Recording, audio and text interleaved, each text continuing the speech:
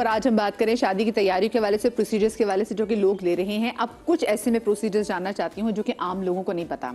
हमें तो यही पता है ना कि जी फेशियल्स होते हैं, ठीक है, चले जी बॉडी मसाज हो रहा है, उपटन लगाया जा रहा है और कोशिश की जा रही बॉडी की स्क्रबिंग हो रही है और क्या कहते हैं हॉट ऑयल मसाज भी हो रहा है। तो इसके ये तो हम वो चीज़ें जो हमें पता है। कुछ चीज़ें ऐसी है जो हमें नहीं पता कि ये चीज़ें भी हो रही है। जैसे मैं ब्रेक पर जाने से पहले कही थी ना कि आजकल के मर्द हज़ात खुद अपनी बेगमात को लेके जा रहे हैं, या कुछ मर्द हज़ात भी आ रहे हैं कि जी मेरी बेगम को ये चीज़ पसंद नहीं है तुम्हें। तो ये मुझे प्रोसीजर्स बताएं, ये कौन कौन सी प्रोसीजर्स हैं जो कि आप लोगों ने कंडक्ट किए हैं? Like for example, I would start from my ji. space.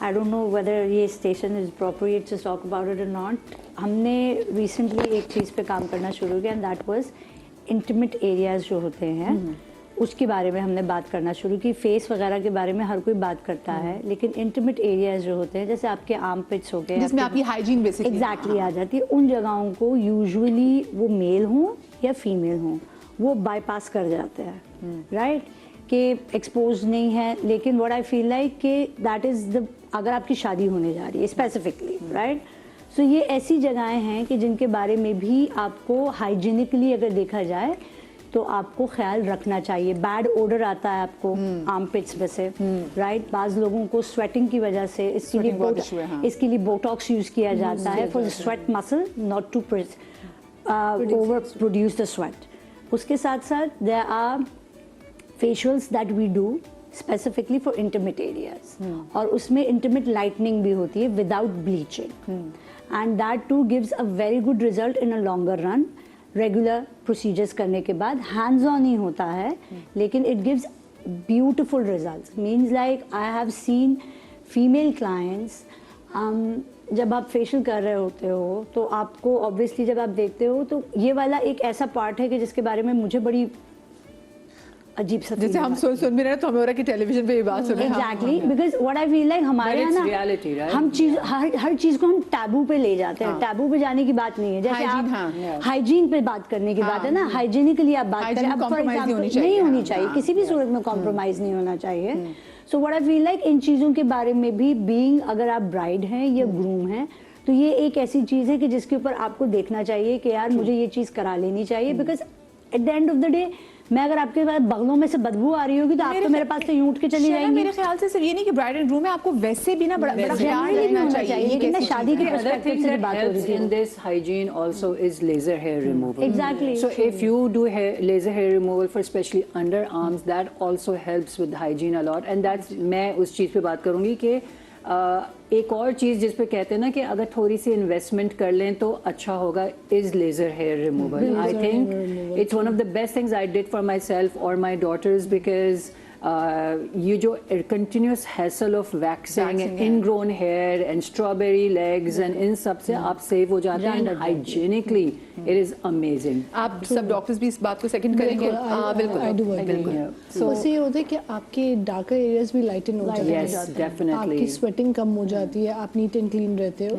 और आई एग्री कि अगर जिनको बहुत ज़्यादा स्वेटिंग होती है तो आप बोटॉक्स करा लें, क्योंकि वो जो बिल्कुल एक राउंड पैच बनता है that gives a very unpleasant look. मुझे पता है एज क्या है, आइडियल एज क्या है अगर हम लेजर की बात करें तो? 14 start after, I think laser में जो लेजर में होता है कि 18+ पे ही जाए, 18+ पे जाएं।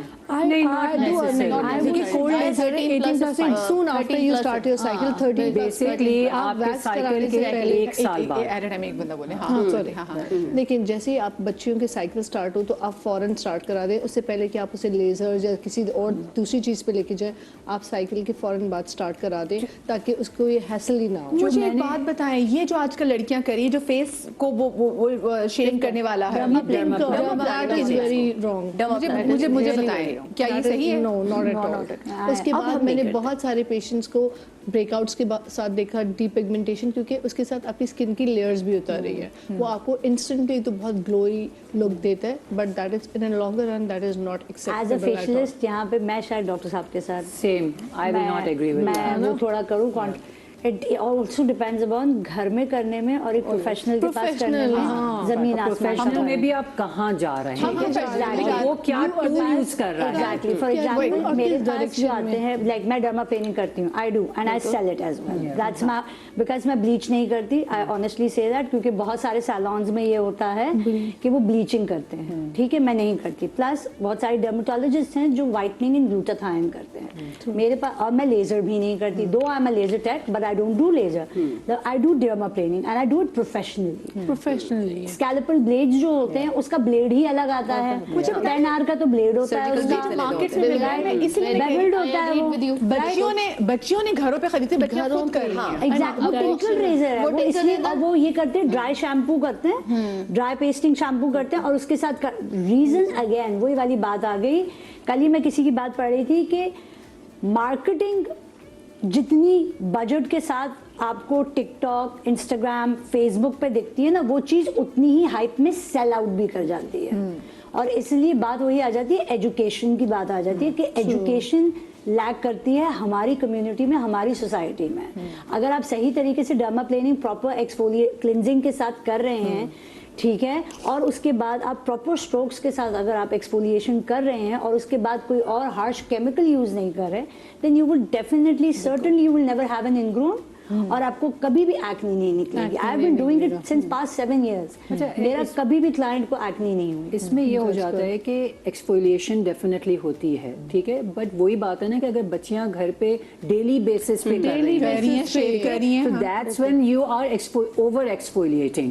लेकिन जो डर्मा प्लानिंग आप एक स्पा में या सैलून में आके करवाते हैं एक सर्टेन डेज के बाद, तो फिर तो आपकी स्किन बहुत अच्छी होती है, बिकॉज़ का टाइम पीरियड एग्जैक्टली 6 weeks के बाद ये लड़कियों सुन लो, ये जो रोज हर 3 दिन बाद अपने चेहरे को कर रही करती, क्योंकि रीजन ये है कि कुछ इन्फ्लुएंसर्स दिखाते हैं कि मैं मेकअप से पहले करती हूं, मेरा मेकअप ग्लाइड करता है। क्या होता है, फिर मेकअप अंदर घुस रहा है क्योंकि आपने डेड स्किन उतारी, आप सिरम लगाएं उसके बाद। मैंने हुदा को देखा है, लोग हुदा को फॉलो करते हैं ना, तो हुदा की टीम ये करती है कि वो पहले अपना फेस जो है उसको डर्मा प्लेनिंग करती है और उसके बाद मेकअप शुरू करती है।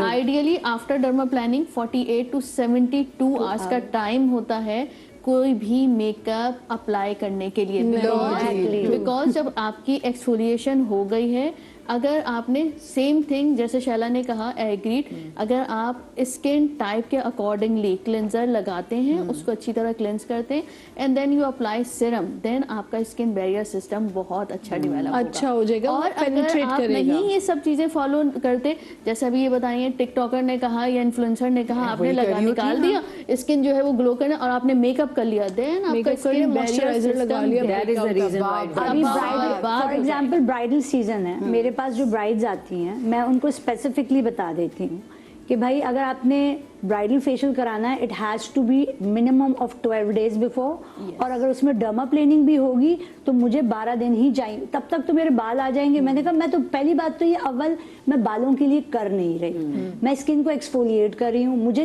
3 दिन चाहिए आपकी स्किन को हीलिंग के लिए। कोई भी फेशियल कराते हैं, कोई भी एस्थेटिकल प्रोसीजर भी आप कराते हैं, आपकी स्किन का रिकवरी टाइम है 72 आवर्स। 3 दिन तो वो सिर्फ प्रोसेस में लगाती है आपकी स्किन। तो मुझे बताएं, वैसे डर्मा प्लेनिंग के बाद जैसे अगर वो कह रही है 12 दिन का टाइम, तो इन 12 दिन के दरमियान आप क्या लेजर करवा सकते हैं? करा दें, लेजर करा सकते हैं, और cold lasers are very safe, उससे ना आपको कोई बर्न होगा, कुछ भी नहीं होगा। Cold laser are always safe, you can always go for cold laser, बल्कि ज्यादा इफेक्टिव हो जाएगा। तो भाई लेजर के मामले में तो जो है यहाँ सारे मुत्तफिक हैं, डॉक्टर्स भी जो है वो मुत्तफिक हैं कि आप लेजर सेफ हैं, बहुत अच्छे, सेफ भी है, आपकी जिंदगी सुकून और आसान में। और मैं कहती हूँ बच्चियों के लिए तो आप स्टार्ट ही लेजर से करें, don't go for wax, don't go for any other thing, ना रेजर ना कोई। लेकिन इधर एक बात है डॉक्टर साहब कि मार्केट में ना there are cheaper lasers as well. हाँ, बहुत आईपीएल लेजर इज डिफरेंट। हमारे यहाँ जो डायोड पे बात कर रही थी, डॉक्टर साहब भी बात कर रही थी, IPLs are different and diode and proper other lasers are different. अब आपको ये चीज भी, अब बहुत सारे सैलून्स ने लेजर्स रखना शुरू कर दिए, 5-5 हज़ार की लेजर हो रही है, 5-5 हज़ार, और लोग क्लाइंट्स कराते हैं, फुल बॉडी की हो रही है। नहीं, ये कोई काफी लोगों ने तो डील भी लगाई होती है, बॉडी एंड हैंड 7,000। ऑनेस्टली ऐसा तो होता है। एक बहुत बड़ा फेमस लेजर सेंटर है, वो 10 सेशंस देते हैं आपको फुल बॉडी लेजर के, उसके साथ एक हाइड्रा फेशियल आपको फ्री हो जाता है। वो जो 10 सेशन होगा वो 10 सेशन में कितने Actually, what happens is the IPL machine is much cheaper, but it will not give you the result because IPL is like Intense taking. pulse lightning. Yeah, no. If I give you एक regular person को explain करना चाहूँ तो वो Panadol है, IPL है ना Panadol है, लेकिन डायोड लेजर जो है ना is your antibiotic, it will go and attack the real cause of hair. So aesthetic clinics like okay रेंट्री पे भी होता है, but then we have an aesthetician who is properly trained to do laser because you can burn skin. Even though हमारे पास भी जो diode laser है it's with a cool tip, ठीक है, तो वो बर्न नहीं करेगा, बट ऐसे ऐसे लोग बैठे जो इससे भी बर्न कर देते हैं. I have people coming to me and showing me burns क्योंकि वो कूल टिप बर्न भी हो जाता है ना. इसी उसमें देखिए हम एक प्रॉपर वर्कशॉप कराते हैं जो कल हमारी स्टार्ट हो रही है साउथ सिटी हॉस्पिटल में, सिर्फ proper MBBS and BDS doctors में. एंड डॉक्टर साहिबा के जो हस्बैंड है he is proper certified laser trainer. वो लेजर की ट्रेनिंग्स देते हैं प्रॉपरली, कि लेजर टेक्नीशियंस को ट्रेनिंग देते हैं कि किस तरह लेजर हैंडलिंग करनी है, कौन सा लेजर लेना है. डॉक्टर्स को भी सिखाना होता है हमें कि लेजर लेनी किस काम के लिए कौन सी है. इट इज नॉट लाइक कि जी आपको चीज आके आपने खरीद ली. मैं आपको एक मजे की बात बताऊं, लाहौर के एक बहुत बड़े एक डॉक्टर्स हैं, मैं अक्सर वो सुनती हूँ कि उनके पास कराची से लोग जा रहे थे. मैं जब लाहौर में रहती थी तो मैं तो फेस का लेजर कराती थी, मेरी फ्रेंड लेजर कराती थी, मैं भी चली गई. ठीक है. तो उन्होंने मेरी गर्दन से मेरी स्किन जला दी. हाँ, वो इतना अच्छा उनके साथ हिसाब ये होता है कि उनके पास रात 1-1, 2-2 बजे तक मैंने क्रिकेटर्स देखे हुए बैठे होते थे क्योंकि पास टाइम होता था. तो वो और जब आपका लेजर हो रहा होता था, समझ गए ना आप, समझ गए. तो जब लेजर हो रहा होता ना तो साथ में इनकी एक पेशेंट बैठा हुआ था, 3 और सामने बिल्कुल सामने बैठी और वो कमरा बंद है, बाकी सारे बाहर बैठे हुए. डॉक्टर साहब आराम से घंटा लगे खाना खा रहे, फोन पे बातें कर रहे, लड़कियां बेचारी लड़के भी वेट कर रहे थे. तो उन्होंने ना मेरी स्किन जला दी.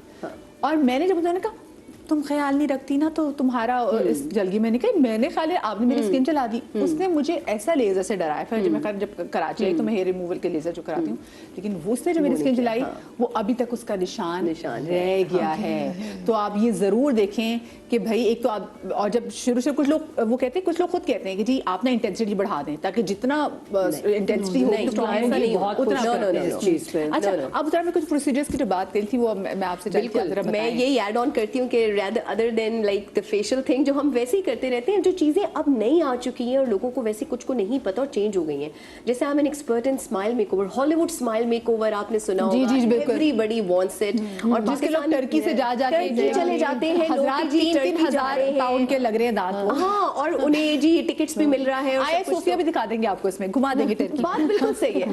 यू नो ऐसा नहीं है, हमारे मुल्क में होता ही है और बहुत अच्छा होता है. और मेरे पास अब ऐसे ही होता है कि जैसे पेशेंट्स आ गए, अच्छा जी यूके से आए हैं जी, मैं बस अभी पहुंचाऊं तो अभी मुझे अपॉइंटमेंट चाहिए, मैंने क्या करवाना है जी, शादी है तो क्या करवाना है, स्माइल मेकओवर करवाना है, पहला काम ही ये करवाना है. स्माइल मेकओवर में क्या होता है? अच्छा, अब ये चीज़ होती है कि आपने देखा होगा दुल्हन को भी काफ़ी दफ़ा वो तैयार हो गई हैं और वो अपना जो है ना तस्वीरें खिंचवा रही हैं, लेकिन वो फोटोग्राफर से कहेंगी नहीं देखिए हंसते हुए मेरी पिक्चर मत लइएगा, या मेरे दांत नहीं नजर आने चाहिए, हंसते हुए बस मेरी मेकअप नजर आना चाहिए. पता है यहाँ मसला यही होता है कि स्माइल मेकओवर्स में आपकी तीनों चीज़ें इन्वॉल्व होती हैं. जैसे कि आपका अब काफ़ी लोगों की जिसे हम कहते हैं ना फ्लैट लिप्स हो गए या इनकॉन्स्टेंट लिप, लोगों के कुछ के रिवर्स लिप लाइन होती है. हंसते हैं तो ऐसे हंसेंगे नहीं, उस तरीके से हंसेंगे, या फिर रिवर्स जिसको हम कहते हैं. उसके बाद फिर आपके आते हैं गम्स आते हैं. गम शो कितना है, ठीक है, हंस रहे हैं, बहुत ज़्यादा गम्स विजिबल हो रहे हैं, लेकिन गम्स का कलर भी अच्छा नहीं लग रहा, साथ में गम्स की विजिबिलिटी अच्छी नहीं लग रही है. और कुछ ऐसा है, बल्कि काफ़ी एक्ट्रेसेस को मैं देख रही होती हूँ कि इतना बुरा स्माइल मेकओवर हुआ है क्योंकि पता ही नहीं है, बोटॉक्स, लिप फिलर सब कुछ लगा दिए, दांत इतने बड़े बड़े लगा दिए, विनियरिंग इतनी बुरी नजर आई है कि हमें कॉन्टोर्स नजर आ रहे हैं कि विनियर लगा है, एकदम आपको चक्की काट सीरियसली बड़े नाम में से देखे कि इतना बुरा कि जब वो स्माइल कर रहे हैं तो पता ही नहीं चल रहा. और कुछ लोगों का ऐसे विनियर्स लगाए हैं कि जब स्माइल कर रहे हैं तो आप ये जो बेसिकली ये जो हमें अंदर इसको हम बकल कॉरिडोर्स कह रहे होते हैं, इतना नजर आ रहा है स्पेस में. और फिर लोग आते हैं कि बोलते हुए जो है ना, ये जिसको बकल फैट भी कहते हैं, जो अक्सर जो एक्ट्रेसेस ने रिमूव भी कराया वो, तो वो ये वाला फैट होता है. ये हमारा ये जो चीक होता है ना, जब आप हंसते हैं तो ये जो एरिया नजर आता है आपको, इसको हम कहते हैं बकल कॉरिडोर्स. अंदर से हंसते हुए जो आपको एरिया नजर आता है जहाँ पे दांत नहीं है, तो लोग ना फिर इसकी करेक्शंस करवाते हैं। और अब तो शादियों में बहुत दिन हो गया है कि हम हंसते हुए पहले अच्छा लगे, क्योंकि शादी के बाद दुल्हन ने जब मेकअप उतारना है तो नजर कुछ जाहिर बात है आपके चेहरे के फीचर्स ही आने होते हैं ना, तो उसमें फिर ये चीज सबसे पहले करवानी होती है और उसके बाद अगर आपने लिप फ्लिप्स कराने हैं, फिलर कराना है, जो भी बाद में कितना महंगा ट्रीटमेंट अगर मैं ये स्माइल मेकओवर की बात करूं? टर्की से तो खैर हाफ से भी कम है, जहाँ पे वाकई लोग जाते हैं करवाने। बहुत एक्सपेंसिव ट्रीटमेंट नहीं होता, इस पे डिपेंड कर रहा होता है कि ये भी डिपेंड करता है ठीक है आपके गम्स शो ठीक है, और क्योंकि अगेन सारा हम लोग सॉफ्टवेयर पे डिजाइन करके कर रहे होते हैं।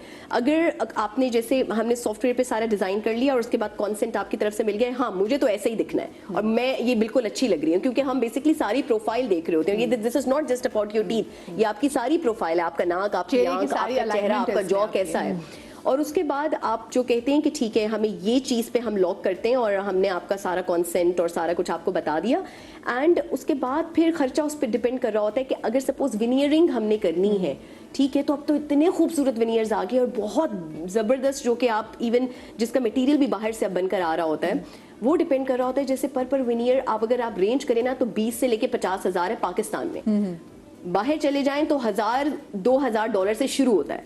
तो लोगों के लिए जाहिर बात एक आसानी है। और यहाँ पे हम दांतों के इलाज के लिए तो मैं खुद देख रही हूँ, मेरे तो अपने मामू ऑस्ट्रेलिया से पाकिस्तान आ रहे होते हैं, वो कहते हैं